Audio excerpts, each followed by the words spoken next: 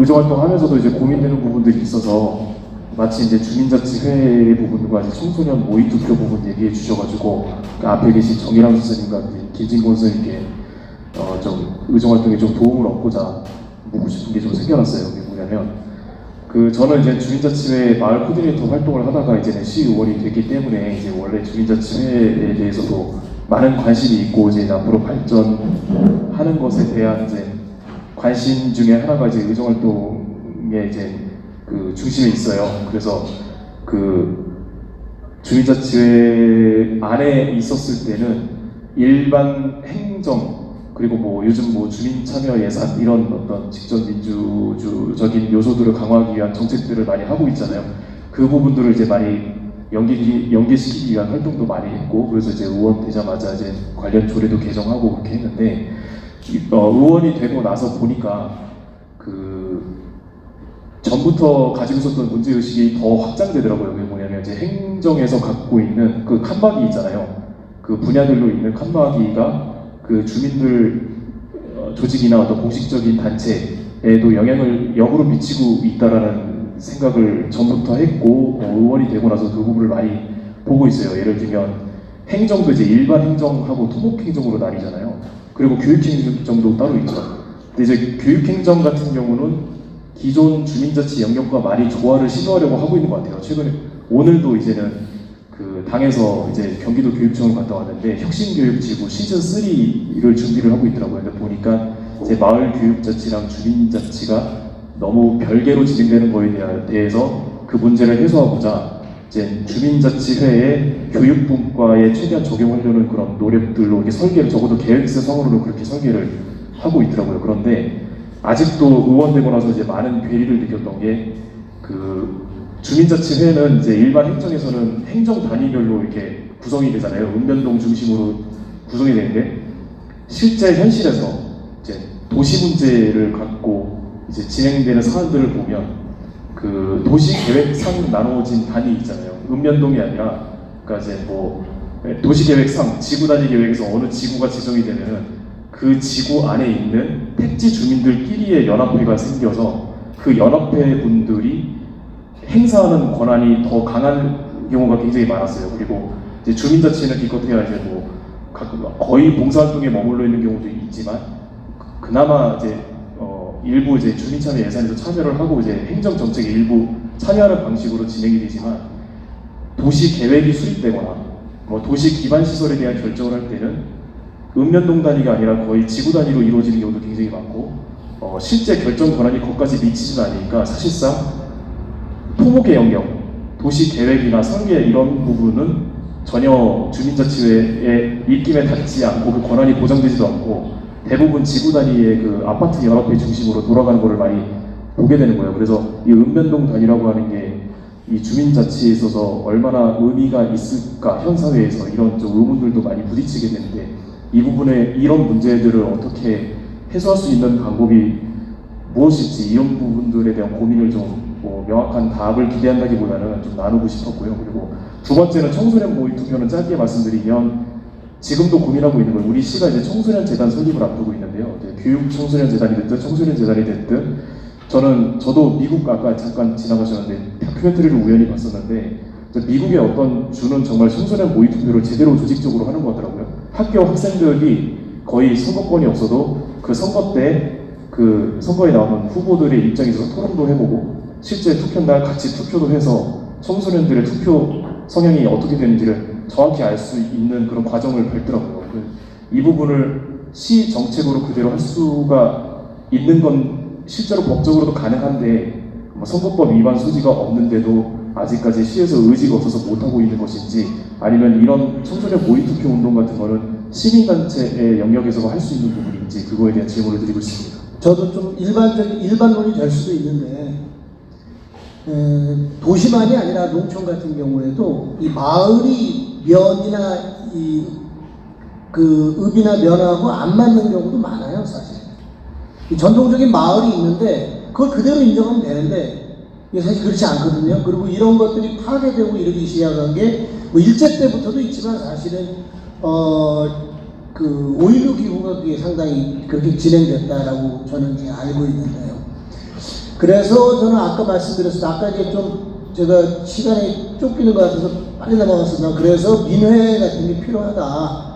민의 만드는 그러면 민회를 우리가 뭐 굉장히 막 그냥 무슨 이제 옛날식 표현으로 뭐 혁명적인 조직 뭐 이런 게 아니고 미니스트로 만드는 거죠. 제가 아는 분 중에 이제 한 분이 경기도의 어떤 시장이 됐어요. 근데 이제 그 잘 아는 분이 이제 야 민회 한번 만들어봐라. 그러니까 이제 결국 무슨 얘기가 되냐면은 이 사또더러 이 민회회를 만들라는 얘기가 돼버리는 거예요. 그래가지고 그 사람이 이제 시장이 된 사람이 웃으면서 아 좀 너무하신다고 내가 그래도 어쨌든 시장이 됐는데 관인데 그렇게 얘기하시자고 그랬는데 제 생각에는 그 민관이 같이 한다는 생각을 한다면 그런 그 조례상으로나 또는 그 여러 가지 그 정책상으로나 해주실 수 있는 의무로양으로의 지원이 상당히 있을 거라고 생각이 들어요.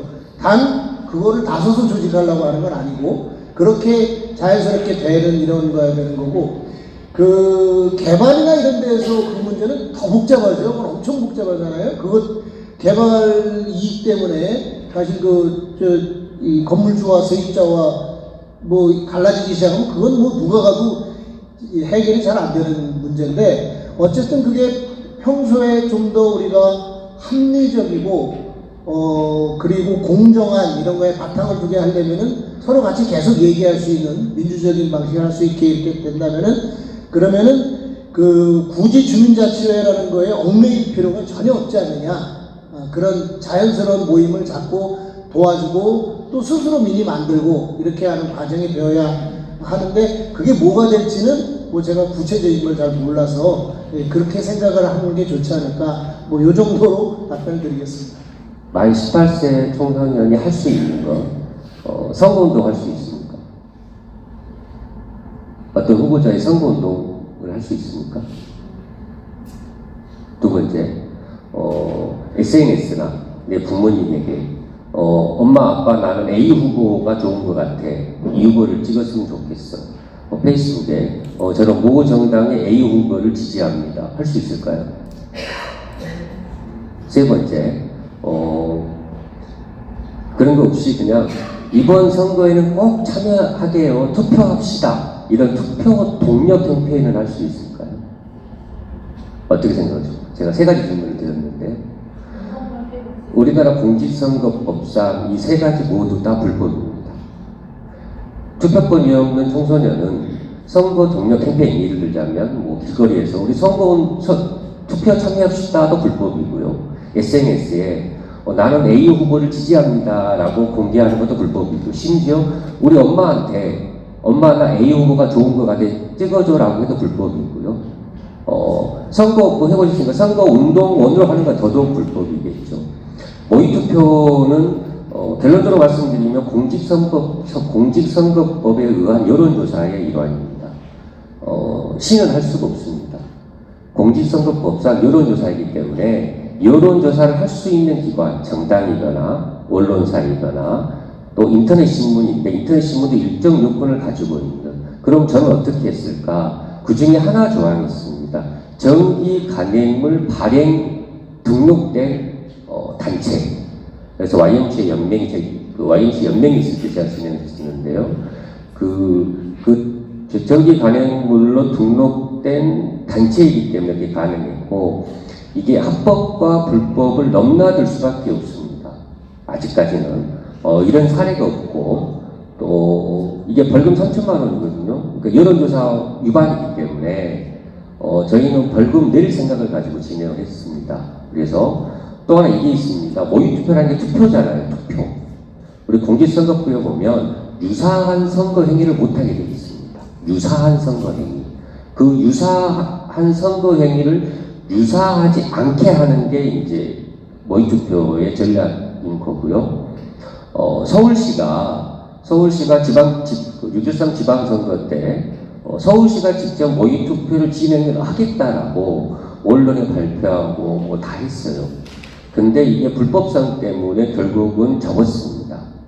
그래서 아직까지는 관계 기관에서 이게 특히 이런 지자체나 이런 기관에서 모의 투표한다는 것은 좀 불가능하고요. 다만 저희 같은 그걸 진행할 수 있는 시민사회단체나 또 여건이 되는 어떤 언론사나 또는 여론조사를 진행할 수 있는 기관과 함께 이 진행을 해야 되는 부분이 있고요. 다만 모의 투표의 중요한 핵심은 청소년들에게 투표 행위가 어떤 과정을 거쳐서 투표를 하게 할 거냐의 문제입니다. 대통령 선거 때 모의 투표를 6만 명이 참여를 했는데 6만 명 참여한 친구들에게 물어봤습니다. 자, 후보자를 어떤 관점에서 뽑았느냐. 그 친구들의 70%가 그 TV 토론을 보고 뽑았다고 하더라고요. 두 번째, 6.13 지방선거 때 우리 단체장들은 당이 있으니까 대충 색깔을 알잖아요. 일반 청소년들도 민주당이다, 자유한국당이다 등등 대충은 아는데 우리 교육감은 알 수가 없잖아요. 당을 표기 못하게 돼 있고. 두 번째, 그 구역마다 번호를 바꿔버립니다. 과거에는 이게 로또여가지고 번호를 잘 뽑으면 당선이 됐는데 지금은 돌려버리잖아요. 그래서 잘 확인도 안 됩니다. 근데 전국에 17개 시도 그 교육감 모의 투표를 진행했는데 청소년들이 뽑은 교육감과 실제 투표 결과로 나온 교육감이 딱 2명이 틀렸습니다. 전국이 다 맞았어요.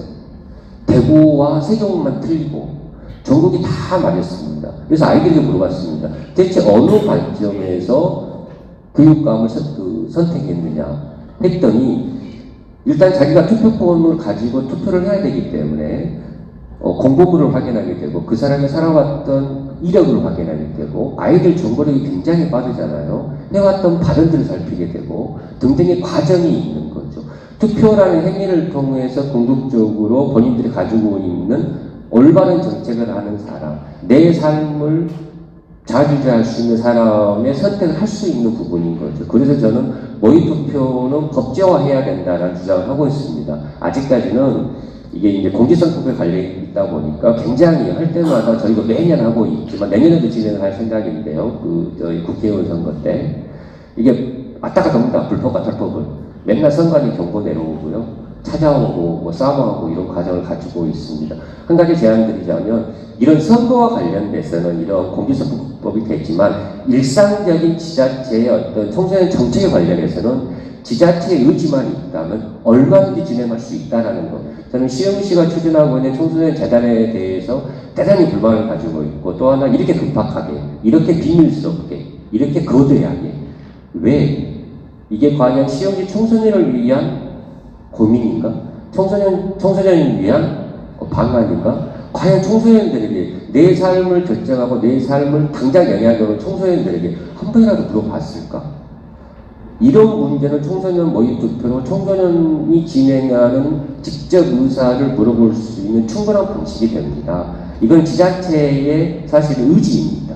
비용 많이 들어가지 않고요. 청소년 정책을 논할 때, 청소년 정책을 정리할 때, 청소년 교육을 이야기할 때 우리 시의 청소년들에게 직접 물어보는 행위들은 얼마든지 할 수 있다라는 생각을 가지고 있습니다. 네, 이상입니다. 이제 3학년이 되면서 민주시민단 교과서를 받아왔습니다. 근데 이제 1년이 다 끝나가는 시점에서 한번 보니까 하나도 배우지 않은 채 깨끗한 상태로 있더라고요. 근데 다른 학부모님들, 고학년 학부모님들한테 여쭤보니 이거를 4학년, 5학년, 6학년 될 때까지 계속 이 교과서를 가지고 올라간대요. 근데 6학년 졸업할 때까지도 거의 깨끗해진 상태로 결국에는 이제 중학교 올라가면서 폐기를 한다고 하더라고요.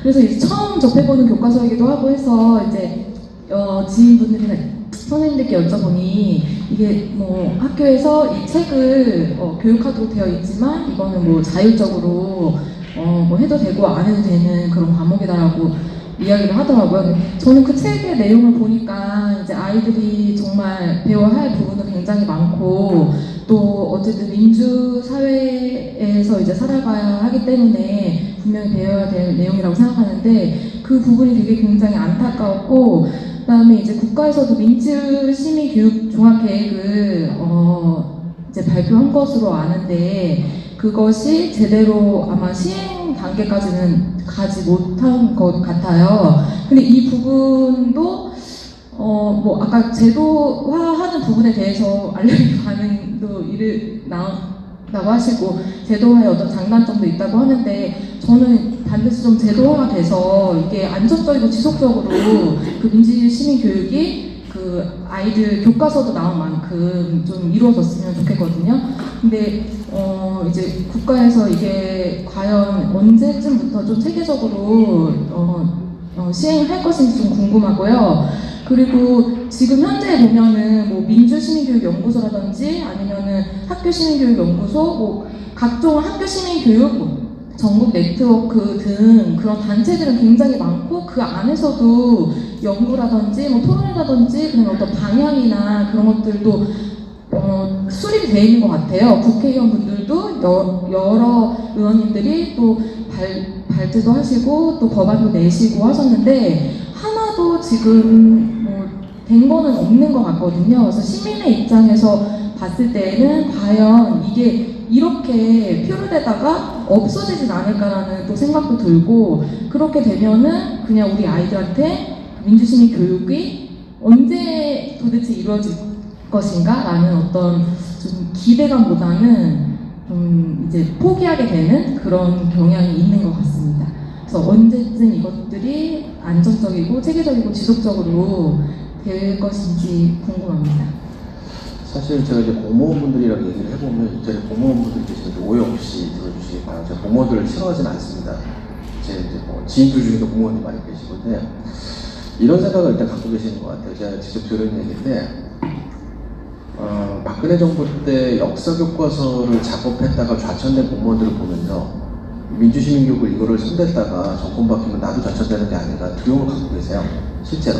근데 우리 사회에 이제 근데 제가 이제 계속 말씀드리지만 이제 우리 저기 주권 선생님 지금 말씀하신 것처럼 우리 스스로를 비하할 필요는 없는데 그 가수 김현재 얘기처럼 아모르 파티죠. 우리의 이제 운명을 긍정해야 되는데 우리 그렇게 살아온 거예요. 근데 중요한 건 지금부터 이제 우리가 어떻게 할 거냐가 중요한 건데 어쨌든 지금까지 지금도 이제 사실은 수많은 사람들이 술자리에서 정치나 민주주의 얘기하고 그런 얘기 하지 말자고 얘기를 하고 학부모님들도 여기 학부모님들 중에 아이들한테 노동교육 시켜야 된다고 생각하는 분도 많지 않거든요. 제가 이제 그럴 때 이제 설명을 하는데 여기 그 어머님들 그 아이들 중에 10명 중에 8명은 노동자 될 거잖아요. 왜냐하면 사장님 8명이고 노동자가 2명 이상은 없으니까 그런 건 어떻게 가르쳐야 될까? 몇 가지 문제가 있는 것 같아요. 특히 이제 학교만 해서 보면 학교라는 현장 자체가 그 교육이 적용되기가 아직은 되게 쉽지 않은 측면이 있는 것 같아요. 그래도 저희 아이는 혁신학교라는 곳을 다니고 있는데 그래도 조금 숨통이 트여 있는 것 같고 그렇긴 하지만 그럼에도 불구하고 혁신학교 자체를 또 되게 싫어하는 부모님들도 많으시고 이러다가 우리 아이 이제 중학교 때 수업을 못 쫓아가는 게 아닌가. 사실은 그 다음에 이제 두 번째로 이제 인식의 문제도 있는 것 같아요. 아까 말씀드렸던 것처럼 아직도 민주주의 하면 아직도 두려워하거나 좀 금기시하거나 아니면 이런 거 우리 아이한테 시켜도 좋은 대학 가거나 좋은 집 갔는데 직장 갔는데 크게 도움 안 된다는 생각을 아직 많이 갖고 있는데 저는 그런 것들을 보면서 이제 그 말씀해 주신 어머님이 느끼시는 어떤 고민 같은 거는 충분히 공감하고 그리고 또 자괴감 같은 건 이게 무슨 이런 갖고 되겠나. 그러니까 민주시민교육을 가로막는 수많은 너무 많은 장벽이 있지 않나 라고 말씀을 해주시지만 역으로 얘기해서 그렇기 때문에 민주시민교육이 더더욱 필요하다고 저는 생각을 하고 있고 사실 저희가 이제 제가 아까 소개해드린 선진국들 그 식민지 경영하면서 안정적 토대 위에서 민주주의를 만든 나라들과 우리나라를 수평 비교하는 건 온당치 않지만 이제 우리는 이제 시작이라고 생각을 하고요. 짧게 하나 말씀드리죠. 네. 정말요? 이제 9시가 다 돼가는데요, 그렇죠? 그래서 이제 그것들이 이제 오히려 그러니까 그 장벽이 돼서 너무나 심란스러운 상황이 민주시민교육이 그만큼 더 필요하다는 저는 반증이라고 생각을 하고 두 번째로 아까 그 의원님 얘기했던 말씀과 연결을 해보면 특히 관에서 시민들을 바라볼 때 늘 이런 얘기를 그러니까 참여를 열었는데 아직 우리 시민들이 준비되지 않은 것 같다라고 해서 다시 걷어들이는 사례가 굉장히 많은데 그거는 민주주의의 본질을 잘 이해하지 못하고 있는 상황이거든요. 사실 민주주의는 본원적으로 보통의 사람들, 특히 우리 김진곤 선생님이 말씀해 주신 것처럼 청소년이라 할지라도 적절한 조건이 갖춰지면 공적인 일을 다룰 수 있다는 믿음의 기초에 있는 정치 체제예요. 그거의 반대말은 그 플라톤이 얘기한 처인 정치, 똑똑하고 훌륭한 사람이 정치를 해야 되고 나머지는 민중을 따라야 된다는 논리인데 자꾸 저쪽 플라톤의 생각에 가까운 쪽은 민주주의에 반대되는 걸로 가는 거죠. 근데 이제 적절한 조건이라는 게 뭘까? 그러니까 사실은 저도 이제 우리 아이 이제 초등학교 보내지만 선생님 이제 학부모 면담 하러 이제 갔어요. 선생님이 깜짝 놀라셨더라고요. 아빠가 뭐 처음 봤다고. 이제 많은 얘기를 나눴는데 선생님도 힘들어요.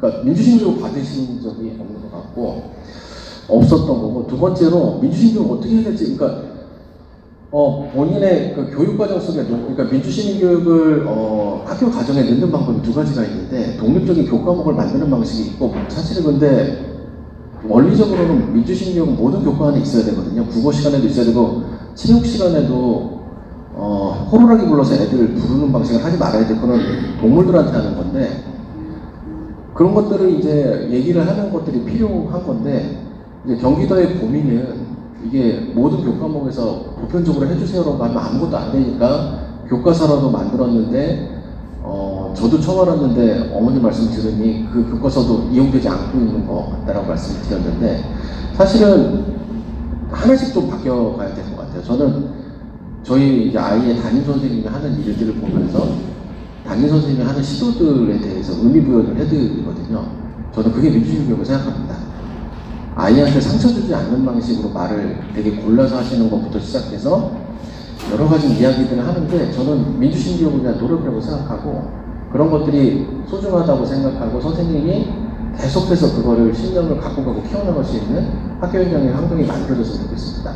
마지막으로 드리고 싶은 말씀은, 시민들이 준비돼서 민주주의를 잘 운영해야 되는 측면도 있지만 민주주의는 본원적으로 하면서 배우는 게 강합니다. 우리가 연애를 학원에서 배우면서 할 수 없듯이 연애를 하면서 자기 이상형을 알아가듯이, 뭐 사실 우리가 지금 민주주의 선진국이라고 부르는 영국이나 이런 데서도 초창기에는 엉망진창이었어요. 선거 자기의 지역구 자체를 돈 받고 팔아먹고 의회에서 토론하다가 칼로 찌르고 이런 일들 속에서 좌충우돌하면서 이게 왔기 때문에 시민들이 아직 안 됐으니까 민주주의를 못 주겠어요, 제도를. 그게 아니라 반대로 민주주의를 자꾸 경험하게 해서 시행착오도 해야 되고 좌충우돌 해야 되는데, 중요한 건 행정이 그걸 바라볼 때 그거를 용인해주고 기다려주고 시행착오를 포용해줄 수 있는 어떤 그런 제도나 품이 필요한 것이다, 이렇게 생각이 듭니다.